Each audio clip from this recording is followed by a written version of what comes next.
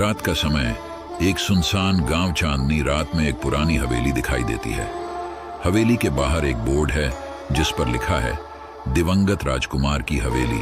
संजीव, रीमा और उनकी बेटी पायल हवेली के पास आते हैं। संजीव हवेली की तरफ देखते हुए, यही है वो हवेली। सुना है यहाँ कई अजीब घटनाएं होती हैं। रीमा डरते हुए कहती हैं, क्या हमें यहाँ रुकना चाहिए? संजीव मुस्कुराते हुए, डरो मत, ये सिर्फ कहानियां हैं, रहस्यमयी घटनाएं। रात के समय हवेली के अंदर, हवेली में अजीब आवाजें गूंज रही हैं। पायल अपने कमरे में सो रही है, रीमा और संजीव अपने कमरे में हैं। अचानक दरवाजा खुद ब खुद खुल जाता है। रीमा चौंकते हुए कहती हैं, ये कैसे हुआ? संजीव दरवाजा बंद करते हुए, शायद हवा का झोंका था। कमरे की लाइट झपकने लगती है। एक पुरानी तस्वीर दीवार से गिर जाती है। रीमा डरते हुए, मुझे यहां कुछ सही नहीं लग रहा। रहस्य की खोज। अगले दिन परिवार हवेली के पुराने हिस्से की खोज करता है। वे एक पुराने ट्रंक में एक डायरी पाते हैं। संजीव डायरी खोलते हुए, देखो इसमें क्या लिखा है। डायरी में लिखा है कि इस हवेली में एक राजकुमार और उसकी प्रेमिका की आत्मा फंसी हुई है।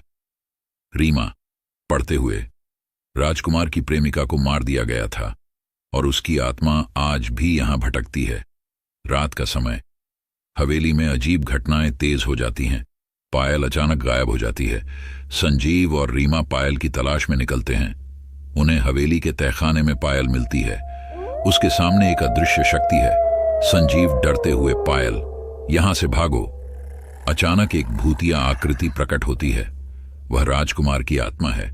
रीमा हिम्मत जुटाते हुए, हम तुम्हें शांति देंगे, बस हमारी बेटी को छोड़ दो। राजकुमार की आत्मा हवेली की सच्चाई बताती है। रीमा और संजीव आत्मा की मदद करते हैं और उसे मुक्ति दिलाते हैं। सुबह का समय, हवेली अब शांत है। परिवार हवेली से बाहर निकलता है। संजीव हवेली की तरफ देखते हुए, आखिरकार इस हवेली को शांति मिल गई। रीमा हवेली की तरफ देखते हुए, हमें भी। परिवार गाड़ी में बैठकर गांव छोड़ देता है। हवेली अब एक सामान्य स्थान बन चुकी है। ऐसी ही डरावनी कहानी के लिए चैनल को सब्सक्राइब करें और डेली वीडियो अपलोड किया जाएगा।